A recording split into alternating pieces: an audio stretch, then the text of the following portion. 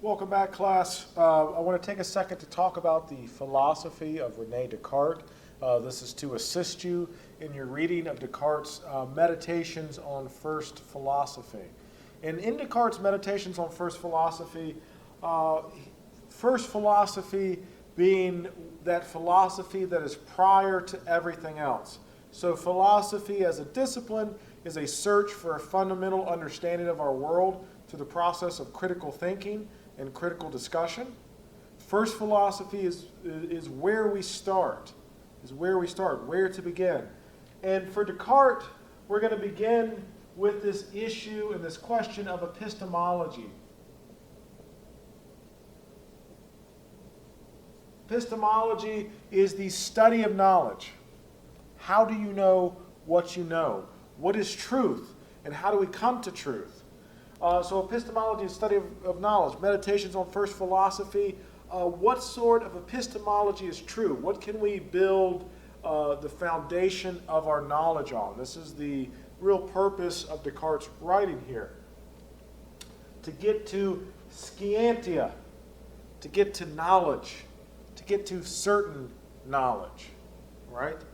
And it's a bit strange of a reading, right? So we start off and Descartes is sitting down and he says, okay, throughout my lifetime, I've had many false beliefs. And so Descartes outlines this project that he's had since a very young age. Since a very young age, he says, okay, at some point in my life, I'm going to sit down and go through each and every single one of my beliefs and see which ones are false, see which ones are true. For the ones that are true, see if I have any reason to doubt them. If I'm able to doubt them, I'm just going to throw them out the window. I'm not going to believe them until I get to that one belief, that one idea that I simply cannot doubt. This is his project.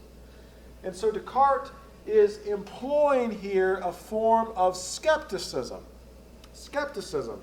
But Descartes himself is not a skeptic, okay? He's using skepticism as a tool to come to knowledge. He's using skepticism as a way to come to certainty. And so he's using skepticism insofar as he says, I'm going to question everything I have ever believed in to see what's lacking, to see what's certain, to use skepticism as a way to come to truth, as a way to come to certainty. Now this is tricky because our beliefs about the world are pretty complex. They're pretty varied. We believe all sorts of things. Now we can speak of belief. We can talk about, and some people talk about the web of belief. This is to draw an analogy from a spider web, right? I'm sure you've seen a spider web before. So we have this spider web, and it's called the web of belief. The structure of the spider web, the structural integrity of the spider web comes from this central location, right? The central location is empty. It's an empty part of the web, but it's what holds the web together. It's the reason why the web is connected the way it is. So we talk about the web of belief, your central most concepts, your central most beliefs, those beliefs that define you as a person are going to occupy the center, and from there we're going to move out to less important beliefs. So at the center really is your concept of self, however you define that, however you identify that, your concept of self, your sense of personhood, your sense of history, your sense of who you are as an individual. That is probably your most important belief. If you lose that, you're no longer able to conceive of yourself as an individual, as a person. It's psychologically, very much psychologically damaging. So close to the center, beliefs that you hold to be very, very important could be beliefs like love, beliefs about your partner, about your husband and your wife, your significant other, love including like fidelity, monogamy, whatever. Your belief in family, Perhaps your family life is very important. your belief that your family will always be there for you, your belief that family should have each other's back, that family comes first, whatever. Maybe your belief in God is also towards the center, belief in your religious beliefs. So at the center, you have these like really big, powerful, strong beliefs and ideals. Okay, but towards the edges, maybe you get less important beliefs. So coming out from the sense of self, you get like family, God, love. Maybe moving further out, you get like your political beliefs. But then, at the very edge of your belief system is like the best place to get chicken in Savannah, for example, or the best pizza place in Savannah. That's my favorite example, right? What's the best pizza place in Savannah? I would say Vinny Van Gogh goes, right? Vinny's downtown, best pizza place, hands down, okay? But that belief can change, and that won't really like affect me all that much. Maybe I find a new pizza place, and I'm like, well, this is a bit better, right? But that doesn't really affect me as an individual. Now, the closer into the center that you get, so for example, I find out, or you find out, that your significant other, your partner, has been unfaithful. They've cheated on you. They've broken the bonds of marriage, or broken the bonds of the relationship. That's pretty devastating. That has a pretty big impact on people. Say somebody loses their faith in God. That's pretty devastating. The closer to the center of the web you get, the bigger the impact is going to have. So when Descartes says he's going to sit down and question all of his beliefs, he's not sitting down and saying, well, is Vinny's really the best pizza place? He's not doing that, right? He's going to go after the big beliefs, the core ideals, the core beliefs. And the first argument he's going to put forward, the argument for a dream, is going to attack one of our centrally held ideas, this idea that knowledge comes through the senses and that the senses can be relied upon. This belief that my access to the external world, which comes through the senses, can be doubted. That I have reason to question this. Why do I have reason to question it? Well, sometimes the senses are misleading, is the premise to this argument. Sometimes there's optical illusions that take place, right? Sometimes, like when you're driving down the road, you think you see like a puddle of water ahead of you, but it's really just the heat coming off the road, and you're like, oh, I thought that was water. Wow, that's so crazy. But perhaps more importantly, perhaps more seriously, Descartes says that in the first meditation there, he says, I'm a man that's accustomed to dreaming, and in these dreams, I often have dreams that I'm sitting here just now. I have dreams that I'm sitting here in front of this tape recorder lecturing, right? So how do I know that at this very moment I'm not dreaming? How do I know that my senses right now aren't deceiving me? And Descartes says, you really don't. So this is what's called the argument from a dream. And this takes different shapes over time. The most recent reiteration is, how do you know that you're not living in a computer simulation? I'll put up that video on Blackboard so you have access to it. But the same basic premise is there. How do you know that the external world is not somehow false? That it's either a dream or a simulation or whatever. Another close analogy here is there's a couple of movies that have picked up on this theme, if you can recall back. I used to use The Matrix as kind of my go-to reference, but I think that's getting a bit dated. So The Matrix, or perhaps you've seen Inception with DiCaprio, right? This idea that the dream world. So the dream argument allows us to question our senses, to question our sense experience, what most of our experience is.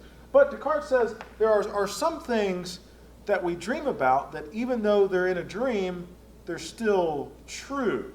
It gets kind of weird. But have you ever had a dream that maybe you were in math class?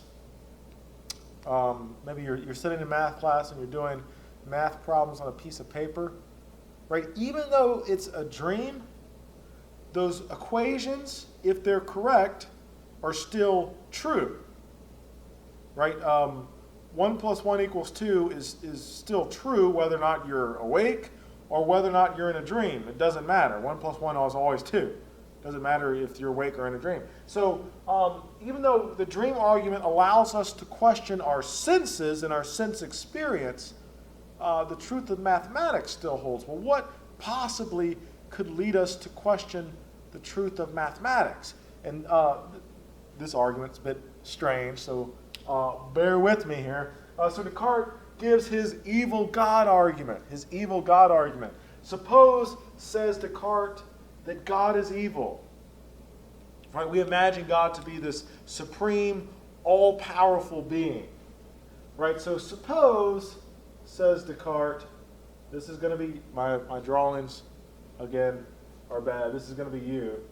All right, so suppose you're sitting here. I don't know. This is a terrible picture. All right, but suppose you're here, and suppose that every time you add 1 plus 1 in your head, there's this evil God out there. Try to make him look as evil as possible. He's got fangs and cat ears. His cats are evil. He's got 4 arms. He's evil. And suppose every time you add 1 plus 1 equals 2 in your head, that you get to 1 plus 1, and then the evil God zaps you, and it goes to 2, when in fact it's something different. Right? You do 1, 1, zap, 2, when in fact 1 plus 1 really equals 5, or something like that. Now, most people have a hard time sort of wrapping their heads around why this is a problem or how this even makes any sense. So some current reiterations have called it the evil scientist argument. So this argument is the exact same thing. It's trying to show the exact same thing.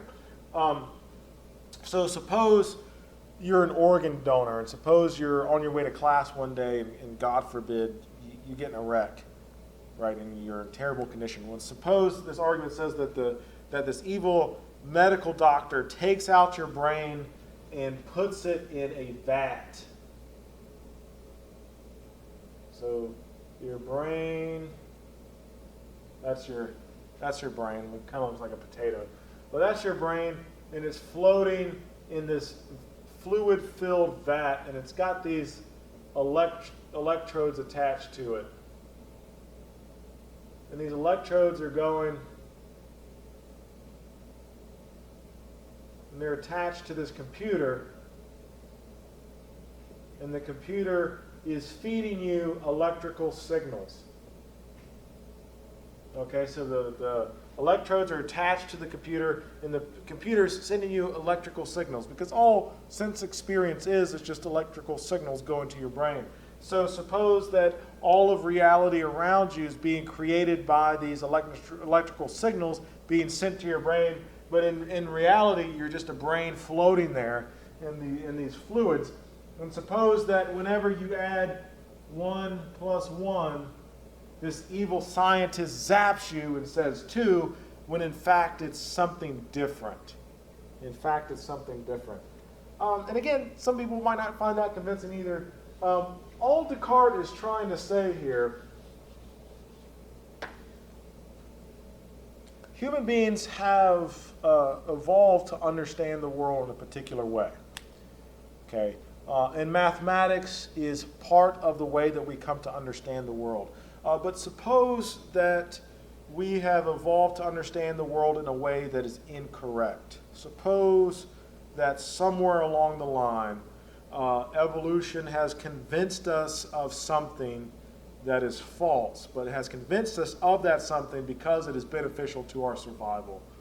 Right? Because mathematics is a human creation. We bring it to the world. It works, and one of the great mysteries of philosophy is why mathematics works so well. But we created it, right? So suppose that there's something that's gone awry in our reasoning that makes us think that it works so well when in fact it doesn't. That's all Descartes is really saying. These examples are kind of fantastic, but that's all he's saying. Suppose there's something gone awry in our reasoning that makes us think that 1 plus 1 equals 2 when in fact it's something different, or in fact that doesn't quite make all that much sense.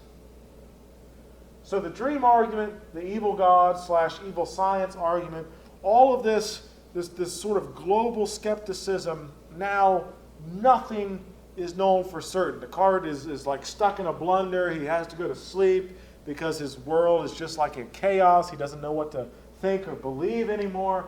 So he goes to sleep, and then he comes up to a solution. He comes up with a way out. He comes up with the one thing that he can know.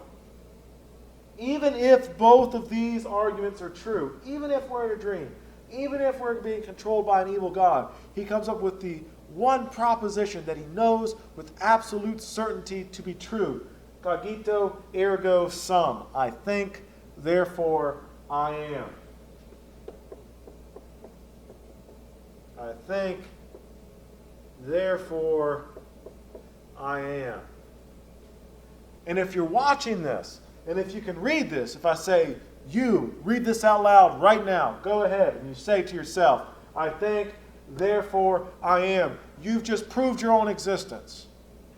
Right? And that's the one thing that you can know beyond a shadow of a doubt. That's the one thing that you can be absolutely certain of. Even if you're being controlled by an evil God, even if you're in a dream, there's nothing that they can do to convince you otherwise. As long as you're thinking you exist. And it can't be proved otherwise. And Descartes is going to use this as his bedrock. He's going to use this as the foundation from which he's going to build everything else. He's going to use this to build math and science and everything else. So he's going to use this to go back and disprove the evil God. Go back and disprove the dream argument. He's going to say, no, we're certain that there's not some evil God controlling us. No, we're certain that we, although our senses may deceive us, that we can still gain knowledge from the senses. All right, so that's the point of the first two meditations. The third meditation, you get Descartes' argument for the existence of God. Fourth, fifth, sixth meditation, working his way out of the dream argument. If you have any questions about any of this, feel free to give me an email. We can discuss it there. All right, guys, see you later.